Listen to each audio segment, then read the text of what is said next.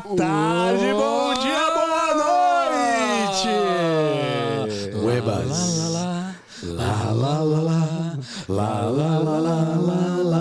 Canções de exultação hoje, hein? Sejam mais uma vez bem-vindos ao Beyond the Cave. Dia de festa. Dia de festa. Dia de festa. Vou te falar que um dia especial, eu falo sempre, né? Então hoje é Histórico. Sublime. um cara que a gente admira muito. Há muito tempo. Eu já vou apresentá-lo, mas antes disso, Caião, lembra pra gente o que é importante pra galera aí, meu amigo? Boa noite, galera. Boa noite, nosso querido convidado. Galera, segue a gente, @BeyondTheCavePDC, em todas as plataformas que você quiser. Tem no Instagram também, tem tudo. As melhores lojas do As ramo. melhores lojas. Então, Até OnlyFans, os caras falaram que tem. Falaram, tem. Ouvi dizer. Só Ouvi dizer. clica lá no botãozinho, segue, curte, por favor, quem gosta. Vou lembrar também do apoia.se/Beyond. Muito importante isso aí. Os benefícios, ganha camiseta, entra no grupo de Discord que a gente discute um monte de coisa, faz pergunta pro convidado. Isso aí. Não sei como você tá de fora. Assiste Não ao fique de vivo. fora. Quem tá no Apoia-se agora tá com o link aí em casa, Por tá favor, assistindo. Meus queridos. Galera, vamos Vai assistir, acompanhar. cara. Façam perguntas, por favor. Tudo isso cara. sabe por quanto? Quanto? Quanto? Vintão, irmãozinho. Vintão por mês. 20 mango, velho. 20 mango, vale a pena pra ajudar a gente. É um misto quente. Uma causa boa, um propósito bom. Vide o exemplo que nós temos de convidado aqui hoje. Altíssimo nível. Altíssimo. Bruno Garchagen, cientista político, doutorando e mestre em ciência política pelo Instituto de Estudos Políticos da Universidade Católica Portuguesa e Universidade de Oxford, visiting student, certo? Professor, autor dos best-sellers Pare de Acreditar no Governo, porque os brasileiros não confiam nos políticos e amam o Estado, da editora Record 2015, está ali, ele vai mostrar para a gente aqui daqui a pouco. E Direitos Máximos, Deveres Mínimos, o festival de privilégio que assola o Brasil, também editora Record 2018. Criador e professor do curso online Para Entender a Política, 5.000 alunos, meu amigo. É isso aí, Caraca. velho. Que legal. É isso aí. No Brasil. Só pra Além falar, disso, 5.000 vamos lá. alunos. Traduziu o livro do nosso querido Roger Scruton, Como Ser um Conservador. Comentarista da CNN, colaborador dos principais veículos de comunicação do país e profere palestras sobre política no Brasil, na Europa e até na África. Então, boa noite, muito obrigado, seja muito bem-vindo ao Beyond the Cave. Pô, obrigadíssimo, adorei o convite e já adorei essa entrada, porque quando vocês cantaram essa saudosa música do Silvio Santos, eu me senti entrando naquele show que tinha aos domingos, que eu via com a minha bisavó.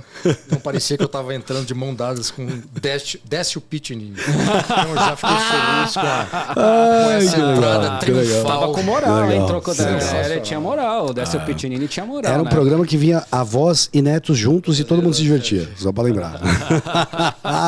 Eu adorava esse programa. Exato. Bom, vamos ao que interessa e vamos começar do jeito que começamos normalmente. Uma coisa que nos fez criar esse podcast é entender e tentar descobrir o que é uma vida boa. Então eu te pergunto, Bruno, o que é uma vida boa para você? Olha, eu preciso pensar um pouco, porque todas as vezes que eu pensei nessa expressão vida boa, geralmente era quando eu estava lendo algum autor, como o filósofo conservador John Keats, por exemplo. Uma das preocupações da obra dele é justamente como um conservador, ou como uma sociedade como um todo, pode preservar aquilo que ele chama de vida boa. Agora, eu confesso que eu nunca pensei numa definição, uma definição minha que eu pudesse dar. Mas arriscando aqui na nossa conversa, aproveitando que a gente está tomando uma bela IPA e eu já entrei de mãos dadas com Décio Pittini. Eu acho que a vida boa, ela pode ser entendida, melhor do que definida, ela pode ser entendida como uma vida reta, uma vida virtuosa, uma vida que não é livre de erros, mas que os erros são entendidos como parte de uma trajetória para acertar e ser uma pessoa melhor. A vida boa também é uma busca, não por felicidade, mas busca por bem-estar. O que significa assumir os deveres e responsabilidades dessa vida e não pensar muito nos direitos que se tem na vida em sociedade. E essa ideia de dever e de obrigação eu acho que deve orientar cada um de nós para buscar essa vida boa. E sabendo que essa vida boa ela pode ser uma busca constante, ela não exatamente se apresentará como algo fechado, mas no fundo essa vida boa vai ser a soma de erros e acertos e dessa preocupação constante com dever e responsabilidade, com acerto. E eu acho que só no fim da vida é que cada um de nós vai olhar para trás e vai pensar o seguinte: essa minha vida foi realmente boa. Eu vivi e fiz de tudo para ser uma pessoa íntegra, virtuosa, e por mais erros que eu tenha cometido, os acertos superaram em muito aquilo que me tornou quem eu fui. Excelente. Eu tenho pra mim que você falou tanta coisa que me lembrou que eu tenho pra mim que é uma vida boa eu chegar bem velho e cantar aquela música My Way do Frank Sinatra. E eu achei muito curioso porque de certa forma quando você falou de falar, e a música do Frank Sinatra é isso, ele conta a história dele e ele conta com virtude, com ímpeto, com dinamismo, e ele fala eu fiz, I did it my way, e fala com orgulho, e ele fala errei, joguei errado, me levantei e caí. Ele conta esse drama da vida que você falou. Então, fantástico do que você acabou de falar. E ninguém errou mais do que o Frank Sinatra. Exato! Essa é a beleza. E todo mundo queria ser ele. Essa é a beleza, exatamente isso. Aquilo que você projeta para as pessoas é uma coisa poderosa, né? Talvez eu tenha algum eco do Frank Sinatra, que é uma figura que eu adoro, como músico, como cantor, né? Intérprete, e muito mais do que o Frank Sinatra é o Rat Pack, do qual ele era membro. Então... Tim Martin, Sammy Davis Jr. e Frank Sinatra. Por favor, vamos escutar o Rat Pack. É lindo, as músicas dos três, e eles bebiam, faziam shows, se divertiam, entretinham, contavam piada no meio do negócio. Eles eram três showmans, não era só o que eles cantavam. Vai além, essa beleza, muito bom, muito bom. Bruno, e a mim o que chama a atenção é essa questão da vida examinada, né? Logo a vida filosoficamente, socraticamente examinada, né? Dentro do que a gente consegue, dentro das nossas limitações, mas o exercício talvez dessa pergunta socrática, e aí essa pergunta passa, você também falou de virtudes, né? E de construção e ressignificação, talvez seja uma melhor palavra, dessas virtudes, dado que os significados hoje eles são disputados, eles já não têm mais a ver com a realidade e sim com o que a maior parte das pessoas acredita. Então fica muito complicado a gente falar de virtudes. A mim, me remeteu quando você estava falando de vida virtuosa, duas coisas principais. Magnificência ou magnitude, né?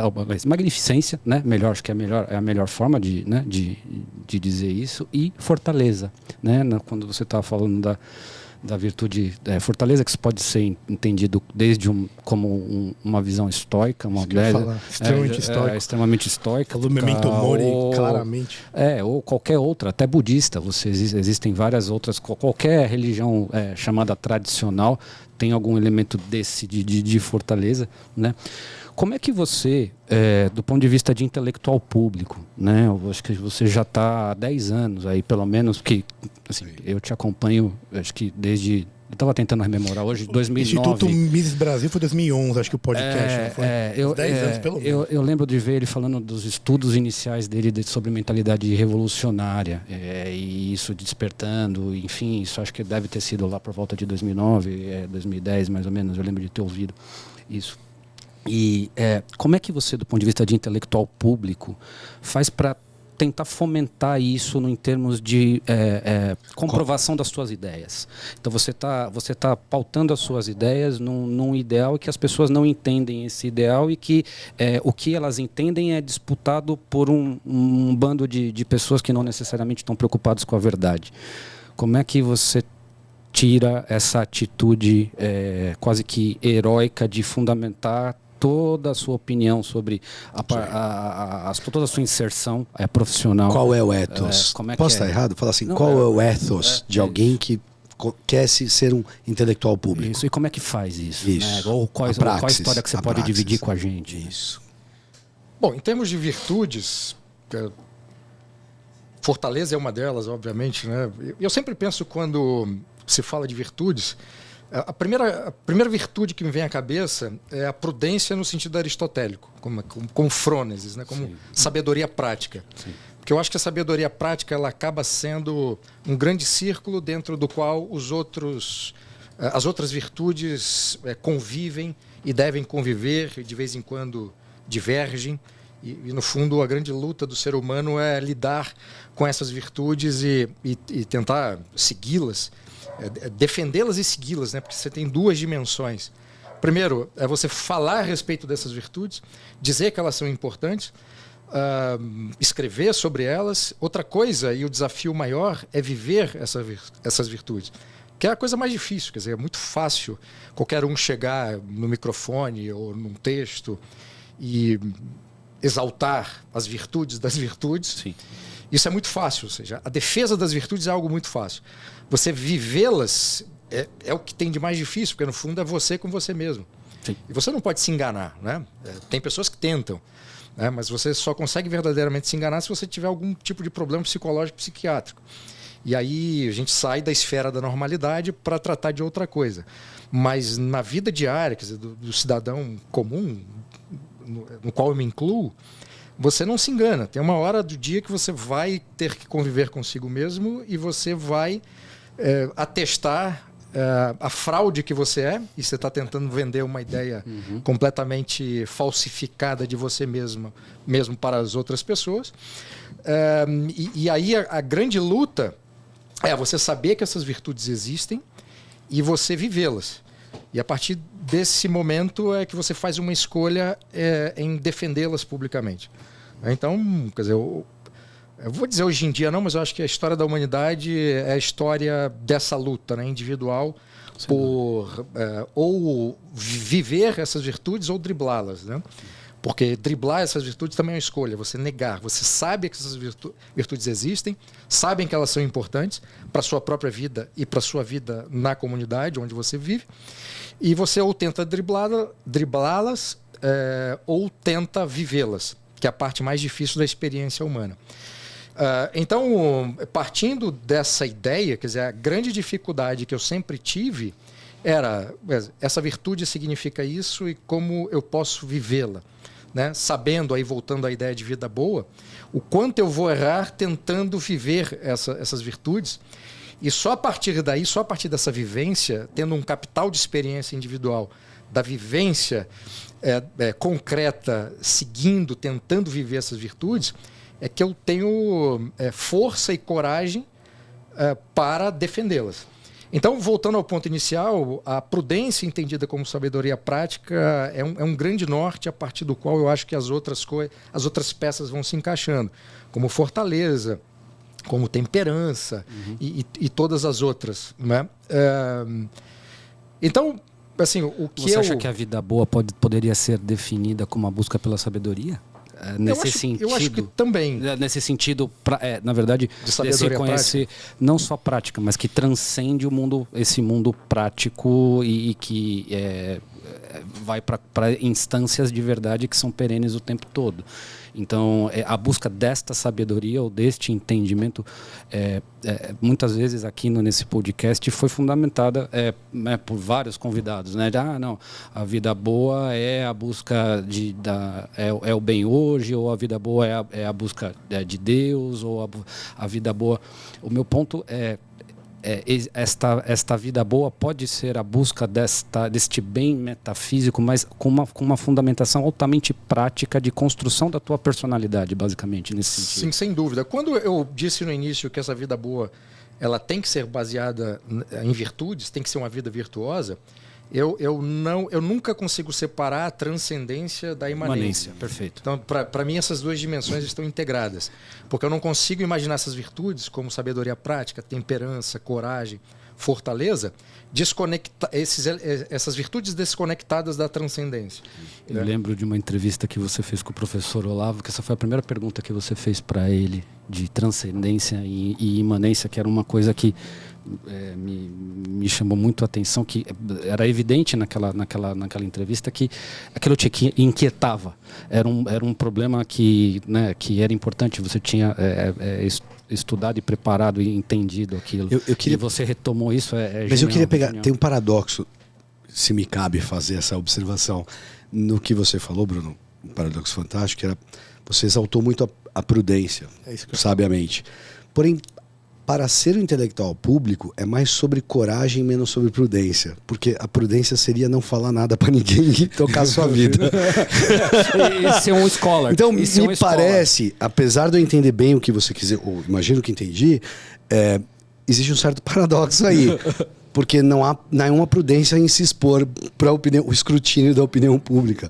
Então, se você pudesse elaborar um pouco nessa ideia do quanto que a coragem, quanto que a virtude a ser trabalhada para a pessoa, para fazer, como é que ela pode, de certa forma, ser construída? Qual o ethos? Qual que é... De onde sai? Pitadas de temeridade. Exato, vai dar tudo ruim. Vai dar ruim se eu fizer isso. Sabe coisa curiosa? Eu nunca tinha pensado nesse paradoxo. Nunca. Quer dizer, esse paradoxo nunca passou pela minha cabeça. Porque...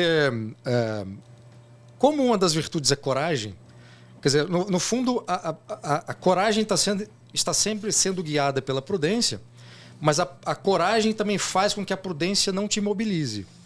Então, como intelectual público, o que faz a prudência? Não é fazer com que você tenha medo de se expor. É você se expor da forma mais correta possível, mais adequada. Sabendo que vai errar aqui e ali, quer dizer, isso não está em questão. Mas de que forma, como intelectual público, você tem a coragem de se expor, essa coragem é guiada por essa sabedoria prática e uma das preocupações que se tem, eu estou falando por mim, obviamente, no caso da política, por exemplo, né, que é um assunto que desperta as piores paixões, de que maneira eu coloco a minha opinião, eu defendo uma posição, no caso uma posição conservadora claramente identificada e confessadamente identificada. Como eu faço isso? Eu falo de política, eu falo de político, sem despertar o pior que essas pessoas têm. Então, assim, a coragem como intelectual público, ela é guiada pela ideia de prudência. Porque eu não quero que a pessoa me leia, ou leia o que eu escrevo, tanto criticando alguém como elogiando alguém, e que isso faça com que o pior que essa pessoa tem no envolvimento na política seja despertado ou seja anabolizado. Então, eu nunca vi essa contradição por causa disso.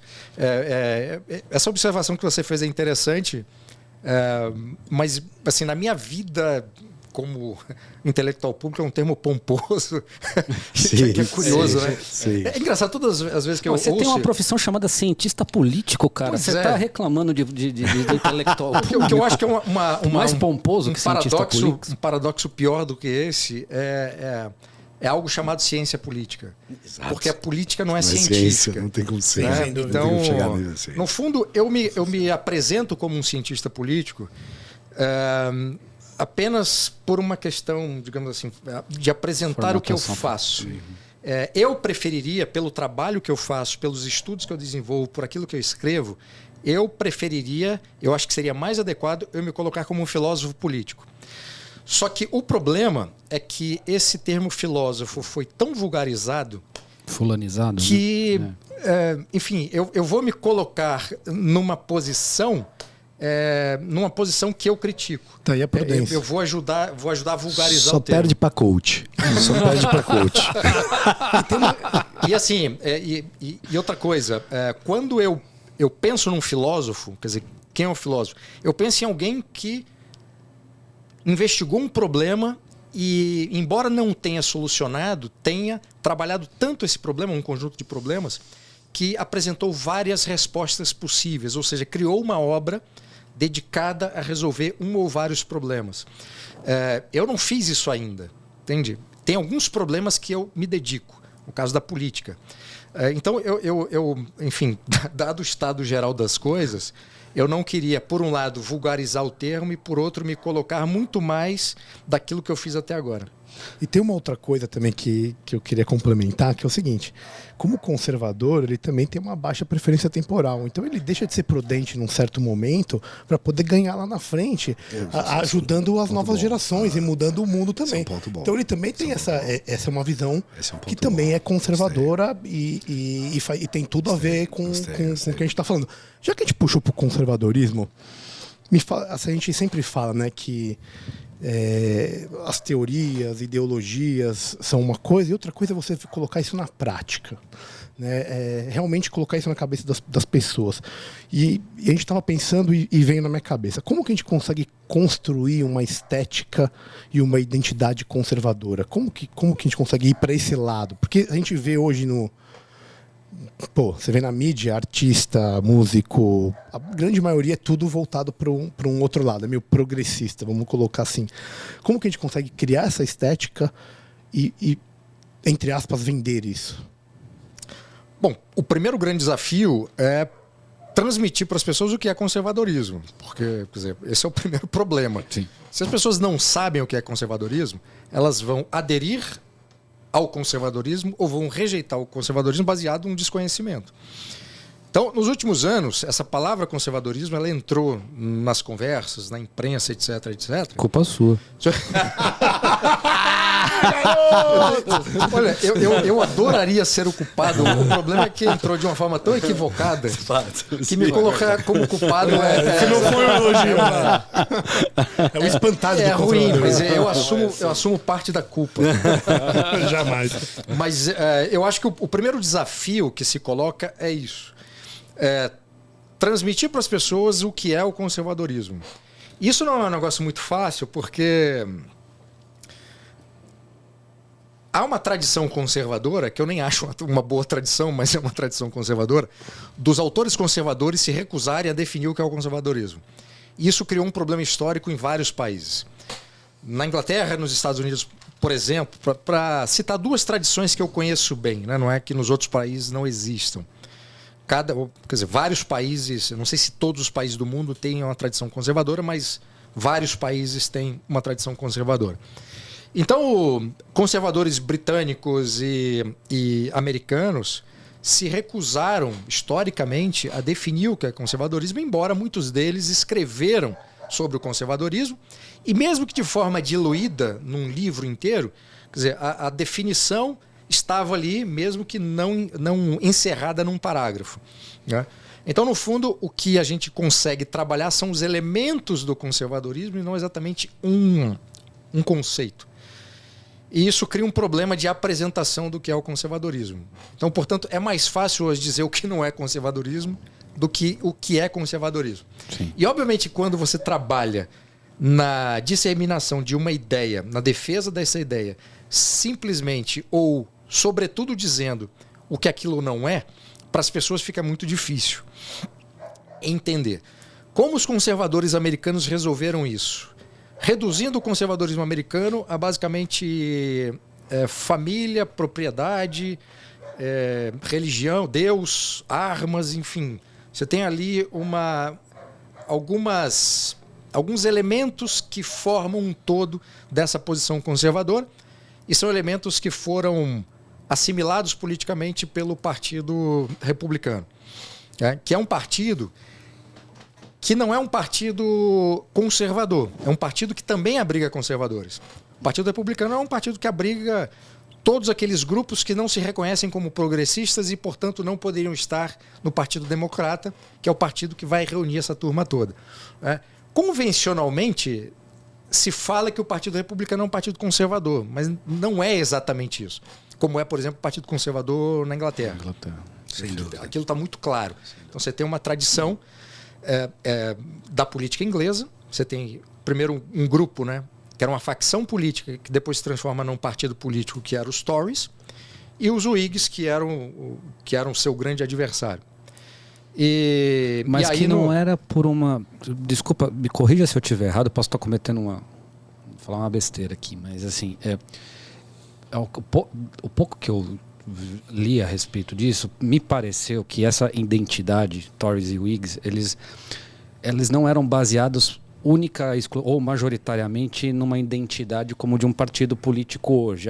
Eu sou a favor da ideia do partido tal. Existia como meio que uma forma de acesso à política. Então, como que da onde tuas posses, ou como quem te apresentava de que partido era, do ponto de vista que mesmo entre essa divisão dos partidos conservadores, não é muito claro que o pensador que tinha uma atuação política sobre tal partido era necessariamente mais conservador do que o outro. É isso mesmo? Não, exatamente isso. Os Tories e os Whigs, e depois, ali no século XIX, quando os termos conservador e liberal entram para o vocabulário político, sim, os Tories, quer dizer, os políticos eram Tories ou eram Whigs pela classe social a qual pertencia. Então, se era da área rural, do campo, fazenda, etc., eram os Tories. Se era mais urbano, eram os Whigs. Então, era basicamente isso. E quem não era enfim, desses universos, entrava por indicação. Então, talvez um dos casos mais famosos na Inglaterra seja do Benjamin Disraeli, que ele foi um candidato independente, perdeu algumas eleições, e depois ele entra, e ainda tinha esse problema, quer dizer, esse problema na época, né? Sim. Quer dizer, o problema não era ele ser judeu, era um problema para você ter sucesso político na Inglaterra se você tivesse uma origem assim. E o Disraeli foi um que entrou na política como um candidato independente, perdeu a eleição, e depois, pelas mãos de um casal de amigos que eram Tories, ele entra no partido e vai inicialmente ser rejeitado pelo partido, porque ele andava igual um dandy, que andava super bem, quer dizer, não era aquela roupa sóbria que os políticos usavam. O início dele, depois que ele se elege no parlamento, foi muito complicado, porque ele era um escritor já muito conhecido. A forma dele se comunicar no parlamento era uma forma completamente estranha aos seus pares. Era um animal completamente diferente do ambiente ali. Muito diferente, tanto na roupa como na forma de falar, né? E aí ele foi se acomodando, enfim, com o tempo, até se transformar na grande figura do Partido Conservador. Mas mesmo dentro do Partido Conservador é engraçado, né? Os Tories primeiro, depois os conservadores. Porque além dessa origem, quer dizer, não ser ideológica, não havia... Eu não era Tory ou Whig porque eu acreditava em determinadas ideias políticas, até porque essas coisas estavam se formando naquele momento. Imagina. Então, quer dizer, é muito diferente de hoje.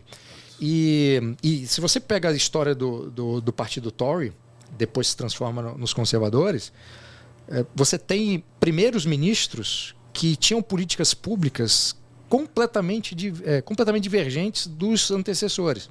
Em um momento histórico, você tem, por exemplo, de um lado, dentro dos Tories, o Disraeli, e do outro lado o Robert Peel, com visões completamente distintas a respeito de, por exemplo, o mercado, subsídio, intervenção do governo, etc., etc.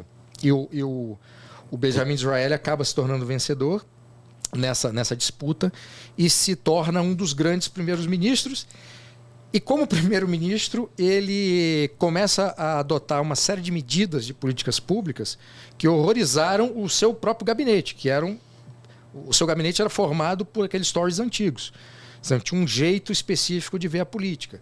Então, quando ele começa a defender, por exemplo, o aumento do direito ao voto, ele provoca um escândalo. Quando ele começa a propor medidas de assistência social aos mais pobres, ele provoca escândalo dentro dos Tories.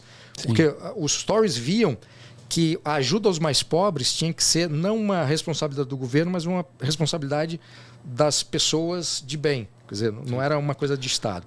Mas, enfim, no caso do Brasil, é engraçado porque as tradições que nós tivemos no século XIX, também uma tradição conservadora e liberal, Partido Conservador, Partido Liberal, e também o acesso, o ingresso a esses partidos também era por meio da origem, a sua origem social, digamos assim. Mas era o contrário.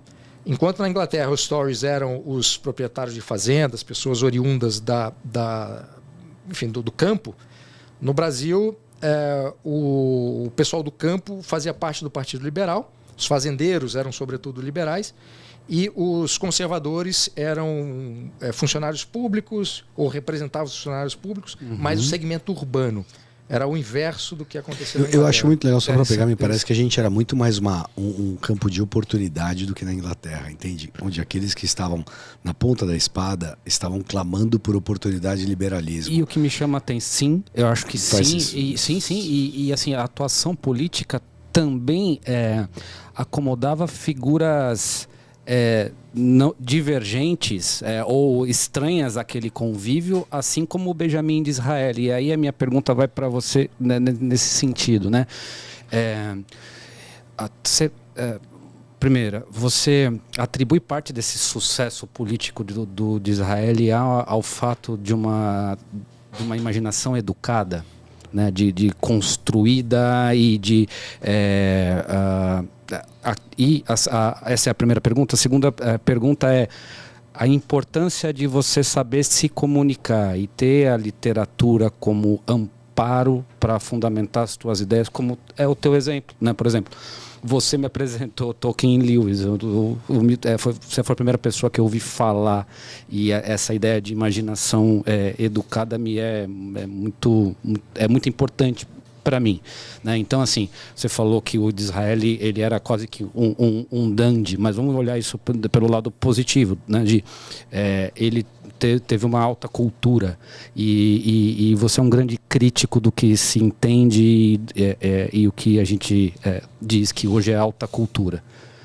Em que ponto a ausência ou a presença dessa alta cultura enquanto formação do imaginário de um agente público, quer seja político, quer seja agente de opinião pública, isso pode melhorar, quer seja no caso do Disraeli, quer seja no teu caso, quer seja nas figuras exóticas que a gente tinha durante o segundo reinado, por exemplo, na de atuação política no Brasil? Bom, a primeira pergunta, se isso ajudou o Disraeli como político, eu acho que não. Quer dizer, sim, mas não foi isso que fez com que o Disraeli se tornasse o grande político que foi. A política tem uma singularidade que é a maneira como um determinado indivíduo entende aquele ambiente da política e consegue navegar dentro desse ambiente. Então não importa se ele tem uma bagagem literária, se ele é erudito ou se ele não tem nada disso. Tem a praxis ali, o conhecimento. Porque você tem na história política de todos os países figuras muito interessantes, figuras muito importantes que tinham isso, que tinham esse background cultural, mas você tem também exemplos muito interessantes e muito ricos de pessoas que não tinham isso. Perfeito. Isso aí. Então, isso não garante. Eu não sou otimista cultural. Sim. Tá? Eu não acho que a cultura torna alguém melhor. Em alguns casos pode tornar pior. Sem dúvida. Porque, no fundo, o mal ele pode se esconder por trás, né, desse verniz cultural. Quer dizer, o exemplo mais infame e historicamente mais próximo é o do nazismo. Quando você vê a elite dos nazistas, aquelas pessoas que estavam ali, a começar pelo Hitler, né, que era um sujeito que, enfim, pelo menos exibia uma biblioteca. Eu tenho até um livro que é a biblioteca privada do Hitler, que fala dos volumes que ele tinha, embora nas biografias do Hitler dizia que ele não lia os livros inteiros. Ele lia trechos e tal, e depois repetia como se fosse dele. Né? Então tem vários relatos desse de figuras que conheciam os livros que ele tinha lido e ele citava como se fosse coisa dele. Enfim, coisa da loucura. Sim. Mas eu não acho que tem a ver uma causa-efeito. Acho que não. Eu acho que no caso da política, principalmente. No caso de quem escreve, de quem fala publicamente, isso obviamente vai ampliar o repertório. Vai permitir que a pessoa que escreve, que fala, ela consiga buscar referências, fazer analogias, ter parâmetros. O demagogo, né? A demagogia, eu acho muito curioso, você falou, porque a base da demagogia, ou seja, você falar bem e indicar coisas ruins, está exatamente nisso. Quer dizer, você tem pessoas extremamente aculturadas que se prestam ao mal. Não é a questão da cultura que vai definir se está certo ou está errado, ou está no meio do mal. Era mais ou menos isso que você estava falando. Tem isso também. E aí, essas pessoas, pelo conhecimento, por essa formação, essas pessoas acabam conseguindo enganar muita gente durante muito tempo. Perfeito. Porque, quer dizer, toda a retórica, toda a forma como apresenta os argumentos, aquilo faz tanto sentido que muita gente se deixa levar. E a gente está vendo hoje em dia, quer dizer, a quantidade de gente com muito seguidor, quer dizer, com uma... escondendo os piores instintos e despertando os piores instintos por trás essa tal onda, tal dita como, né, pode se entender num lato senso de onda conservadora, tem muito disso, na minha opinião, né, essa afetação de virtudes ou de parâmetros, mas que não se lastreia em nada, né? Isso é muito ruim em termos de própria atuação política individual de uma pessoa, né? Enquanto mercado de ideias, né? De ágora, de defender as suas ideias. Isso é muito ruim, porque parece que você você não tem com quem interagir com, né? Conversar com as pessoas viventes, né, as que morreram, né, e com a tradição e com o que virá. Então você fica meio que perdido, né, desnorteado. Acho que essa sensação de muitos dos que estão ouvindo a gente aqui, quando você ganha uma etiqueta, né, do que está rolando, né. Vou dar uma guinada. Que assim, tem uma coisa que me preocupa, que a gente conversa muito, como nós temos filhos pequenos. Boa. Sua esposa tá grávida, parabéns. Isso aí. Obrigado. Isso aí. É menina ou menina? Menina. Puta, sou pai de 2, cara. Você pai de Saúde. menino. Bom. Já tem um filho de 22, né? Isto. E agora vem mais um. Martina tá chegando aí em julho. Viva Martina. Uma coisa que eu, pelo menos, eu acho que grande parte do pessoal que está ouvindo a gente nota no dia a dia de como você educa uma criança. É óbvio que a gente tem a parte do que a gente faz em casa. E isso é o que a gente faz. Isso ninguém vai tirar e é a parte mais importante. Mas existe uma parte que é a parte da criança frequentando uma escola. Você acaba transferindo um pouco dessa educação de alguma forma, né? E todo mundo faz isso, não tem como fazer. E é aí que eu te pergunto, porque a gente eu vejo que é notável, é visível a militância do politicamente correto, de, ideologia de gênero. Os caras desconstroem a biologia e a língua diariamente em várias escolas de São Paulo. Isso está na mídia. A gente viu vários exemplos disso recentemente. Sem dúvida. Como que um cara que tem o mesmo pensamento que a gente consegue, do ponto de vista conservador, achar um jeito de ensinar essas coisas para essas crianças que não seja só parte de casa? Ou seja, como que a gente consegue um colégio que tenha que não zombe da sabedoria? Mesmo porque o Estado ele tem um monopólio de muitas coisas, dentre elas a educação. Então é muito difícil você conseguir empreender para esse lado, porque eu pensar, sabe como eu resolvo? Vou fazer eu a escola. Eu vou fazer isso, tem um business aí. Faço eu a escola, então. Só que existe essa barreira também. Como que a gente trabalha isso? Eu, como pai, eu fico me perguntando isso. E eu queria ouvir de você. Cara, isso é um problema terrível. Assim, os amigos nossos, meus e da Mariana, que moram em São Paulo, que isso é um drama recorrente. E eu só queria fazer antes uma distinção aqui importante para o nosso ouvinte. E não sei como é que fala. Não é eu tô velho. Não é telespectador do YouTube. A galera que tá lá no Discord, no link ao vivo, é pra vocês. Estou igual um velho. Né? Já entrei dando as mãos pro Décio Pitinini. Pronto, eu tô velho. Mas vamos lá, para nossa audiência. Que é uma distinção que eu acho que é importante a gente ter na cabeça, que é entre ensino e educação. Porque esse ovo da serpente foi criado no governo Vargas. O ministério, até então, chamava-se Ministério da Instrução, Cultura e não sei das quantas. E o Vargas, com um projeto de usar o Estado para educar as massas, transferindo para o Estado a educação, ele também muda o nome do ministério. E o Ministério da Educação continua com esse nome até hoje. Aliás, todo o desenho institucional que a gente tem no Brasil, desenho institucional político, continua varguista. E por essa razão tem muitos problemas que não são sanados porque esse problema de origem não é atacado. E tem uma sustentação patrimonialista dessas estruturas. Tem isso tudo. Sim. Mas voltando aqui à vaca fria, essa distinção entre educação e ensino ela é importante porque muitos pais acham que a escola é é responsabilidade da escola educar os filhos, e não é. Responsabilidade da educação é dos pais. E claro, a gente imagina assim, a educação como sendo um grande círculo dentro do qual a escola também contribui. Mas não é papel da escola fazer isso. Porque se for na cabeça dos pais o papel da escola, o pai se sente no direito de ir até a escola reclamar da diretoria ou dos professores de coisas que os pais não fazem e acham que a escola devia fazer. O que é uma loucura completa. Então todo pai que vai para a escola reclamar da nota de um filho, na cabeça dele, a escola tem tanta responsabilidade pela educação que também deveria garantir um resultado positivo para esse filho.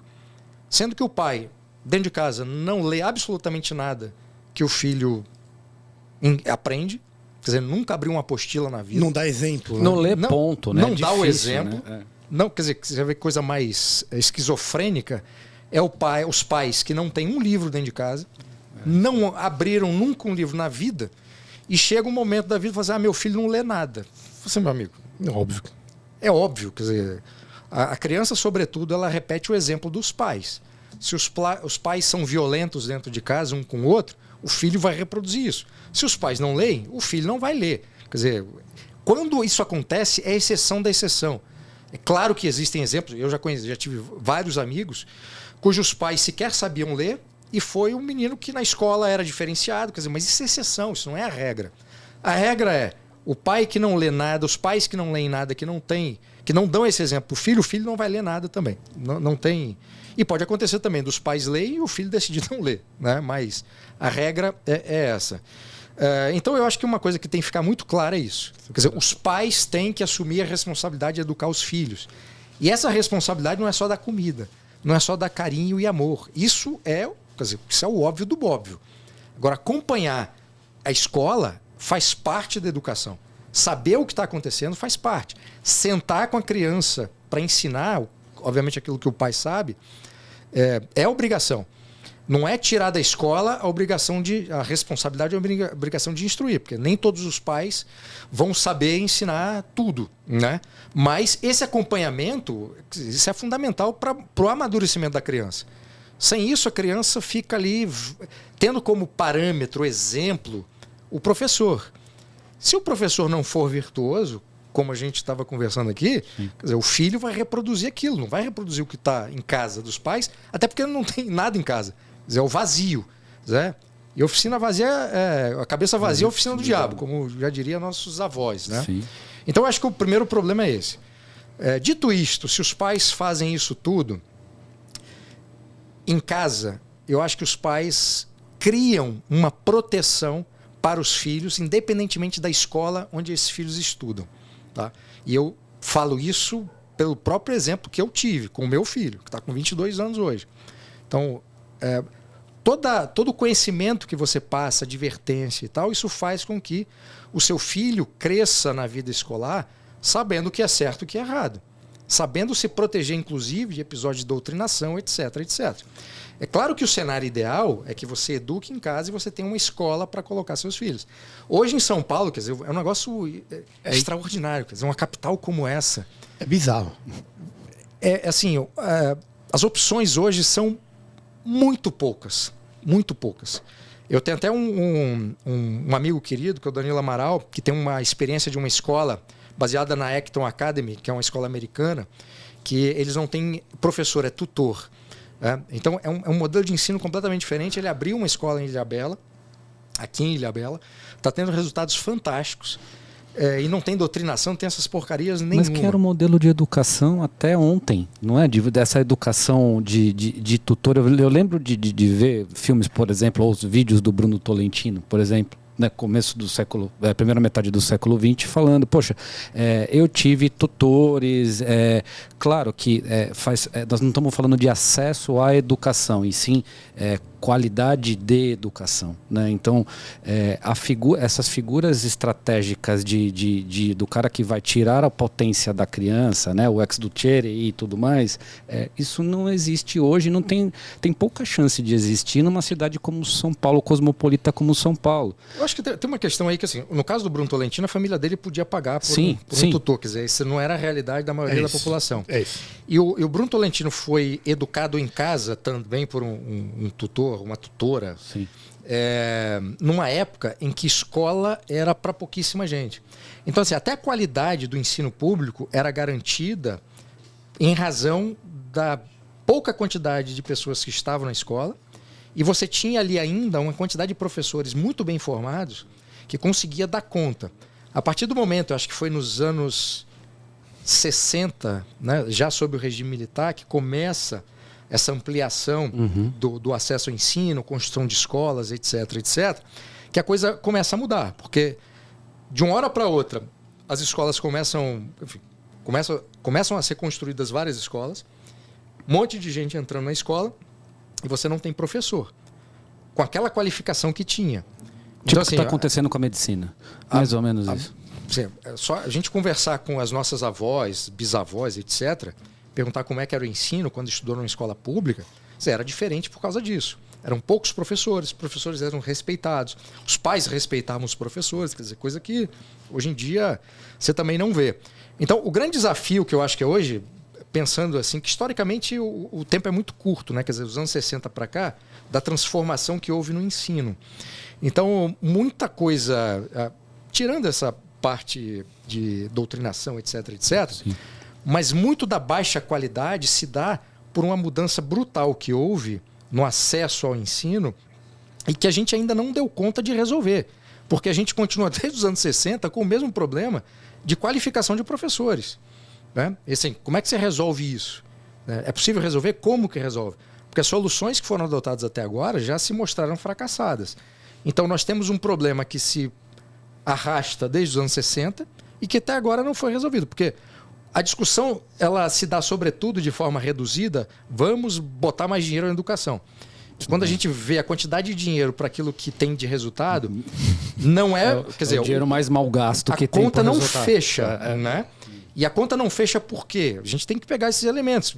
E tudo que vem sendo discutido, quando a gente vê na televisão algum exemplo de escola que deu certo, o que é? É o diretor que se aliou a alguns professores, um professor, os pais que se juntaram para aquela escola. Então você tem um esforço ali daquela comunidade para fazer isso, né? Agora, a gente vive num país também que se a escola estiver completamente destruída num bairro, os pais não podem fazer uma vaquinha para reformar a escola, porque é proibido por lei.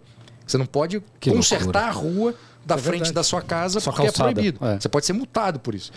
Então, assim... É o Estado, né? O nosso Estado é o Estado. Sabe que você pegou uma coisa, um tema que a gente estava conversando um tempo atrás, que era da ideia muito curiosa de que quando o Estado se agiganta, a agência humana diminui. Em que sentido? Vou dar um exemplo prático. Gorjeta. Parece muito engraçado. Quando você viaja, tem uma expectativa clara de que você possa dar uma gorjeta para alguém e ser generoso na ideia do capitalismo. E no Brasil, de repente, claramente, a gente regulamentou a ideia da gorjeta independente e até a gratificação, até aquilo que você pode agradecer, está regulamentado dentro do Estado. E cria um problema, porque ninguém mais quer dar gorjeta além daquilo que está na conta. Eu acho curioso isso. Se tira a agência de poder produzir, porque será produzido. Faz sentido isso que eu estou falando, pegando esse escopo que você falou? Não, completamente. Quer dizer, muitas dimensões da vida privada foram estatizadas. É isso. Tem um grande amigo meu, Rodrigo Saraiva Marinho, que é advogado, que ele faz uma frase muito engraçada, que é a seguinte: no Brasil, tudo o que não é proibido, as pessoas querem regulamentar por lei. Quer dizer, a coisa não é proibida, por exemplo, ela é permitida, não tem proibição. Mas você tem sempre alguém querendo regulamentar por lei A atividade. que aquilo pode ser feito. Eu vou te falar que é o pior condomínio que você pode querer morar na sua vida.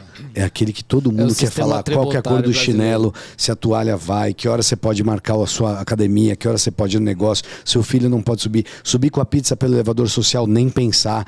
Então fica muito chato essa coisa. E você perde a agência. É curioso, você vai desestimulando as pessoas a fazerem parte do condomínio. Parece que tem uma administradora do condomínio exógena, que mora em Brasília e que regulamenta a sua vida e te cabe cumprir aquilo e é o que é. Faz sentido isso? Quando você tira das pessoas a responsabilidade de decidir e de conviver, conviver não é fácil. Só que quando você burocratiza a convivência, você, por um lado, tira a responsabilidade e transfere para a regra, para a norma. E, por outro lado, você dá uma justificativa para essas pessoas ficarem brigando com a regra. E o ponto principal não é atacado, que é a convivência entre as pessoas. Exatamente. Então a gente fica margeando os problemas, isso é para tudo. Quer dizer, quando você vai analisar as situações políticas, sociais e econômicas, a gente nunca está pensando em resolver a origem do problema. A gente está sempre pensando em resolver a consequência negativa daquele problema.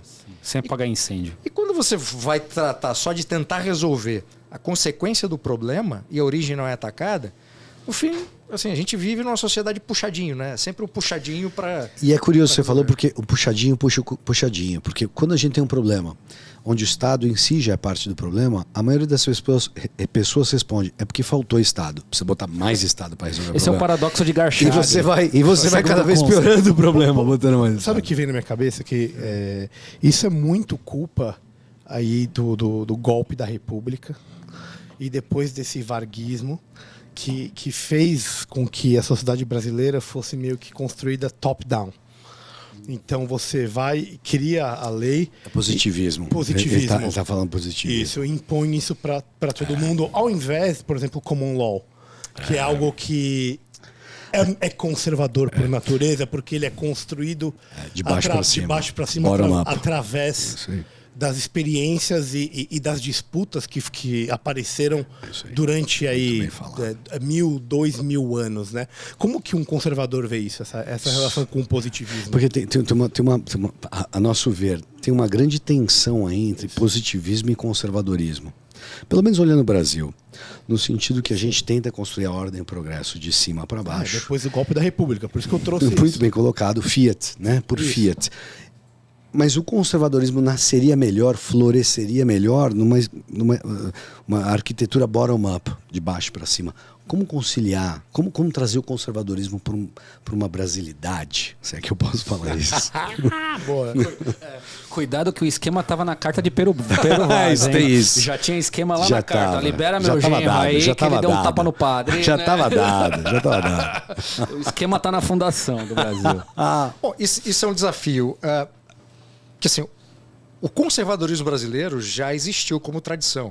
Então isso não é um fenômeno novo, né, como muita gente acredita. Quer dizer, tem muita gente que acha que o conservadorismo nasce em 2018, né, porque nunca ouviram falar e portanto, tem aquela coisa, né?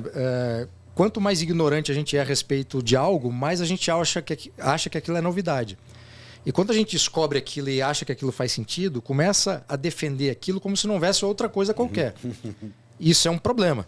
Quer dizer, num jovem, eu até entendo, quer dizer, um adolescente, né? Até os 15 anos a gente aceita isso. Agora, deveria ser assim. A partir dessa idade... Mas parece que com essa idade agora eles pararam de fazer xixi na cama com 15 anos. Exato. Do jeito que anda, né? Aliás, tem um grande problema que eu enfrento, né? Talvez por eu ser velho do tempo do Silvio Santos, do show de calouros, é que outro dia eu estava em algum lugar e falei assim, olha, o grupo de jovens de não sei quanto, até 25 anos. Eu falei, 25 anos jovem?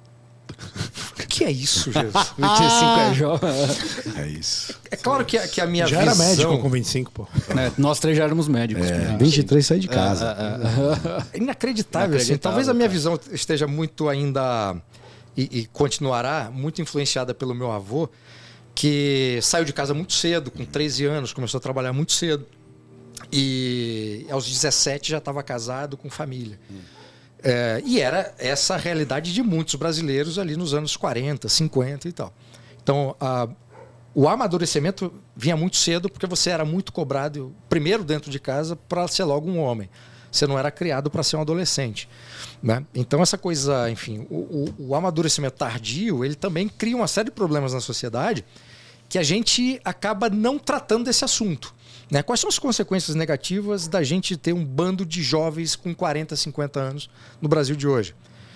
Porque assim, um dos problemas do não amadurecimento é você não assumir a responsabilidade da sua vida.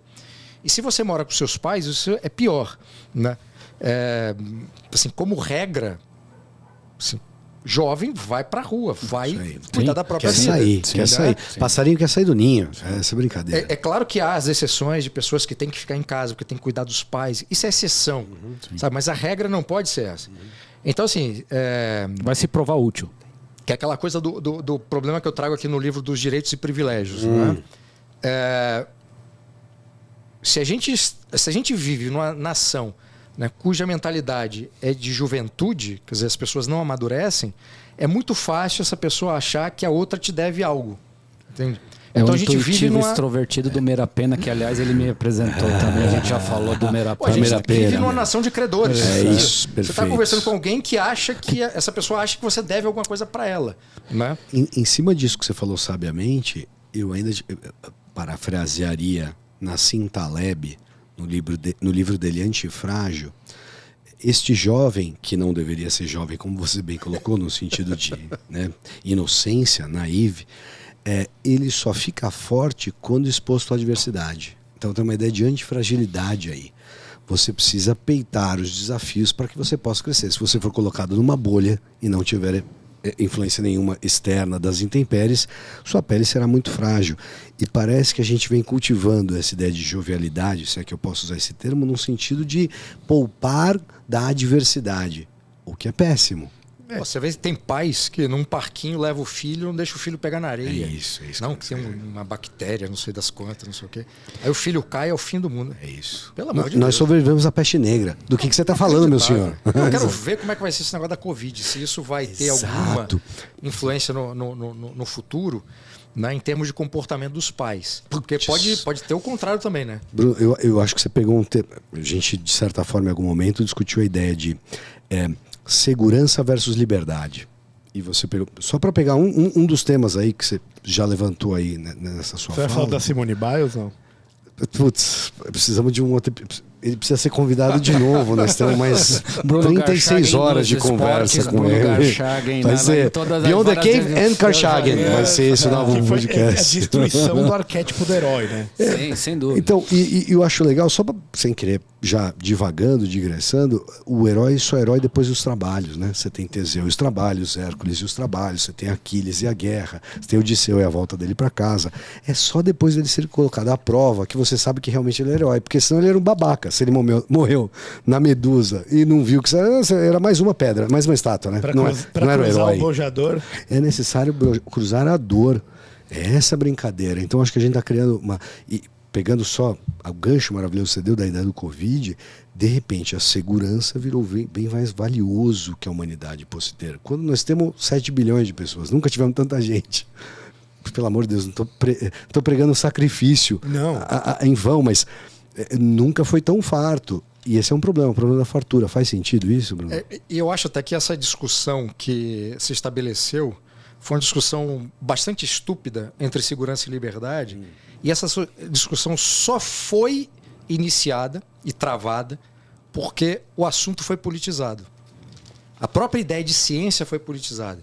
Quer dizer, quando começaram a falar que há um consenso científico, eu falei, que diabo é isso? Fudeu. Porque consenso científico? A Terra já foi plana, só para lembrar. Por consenso. Por consenso. E até, só para lembrar que até Einstein era só Newton. O consenso era newtoniano.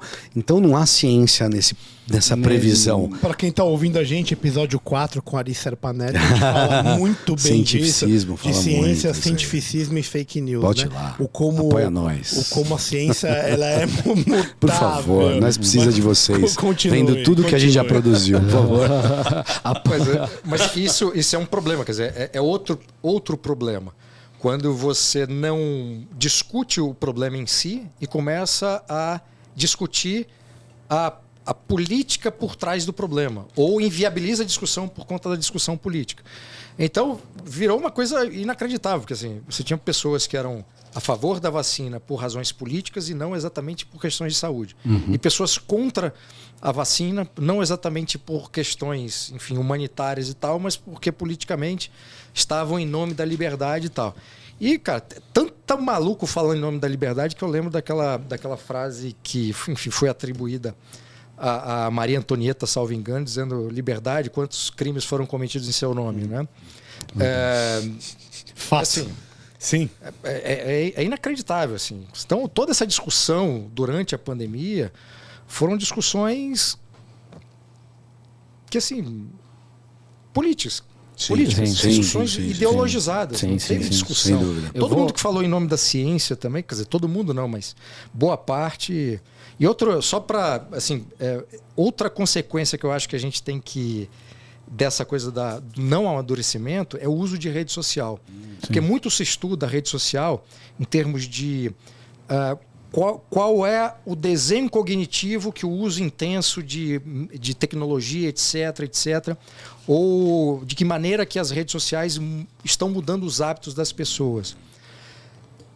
Mas é muito fácil não assumir a responsabilidade de você discutir cara a cara e você se esconder por meio de um perfil que seja seu, seja fake.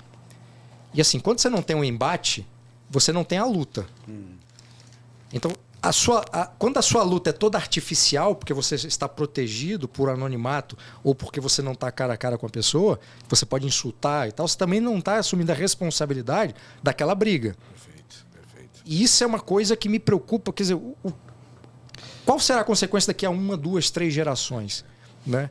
Porque o problema do não amadurecimento já está posto, já há um tempo.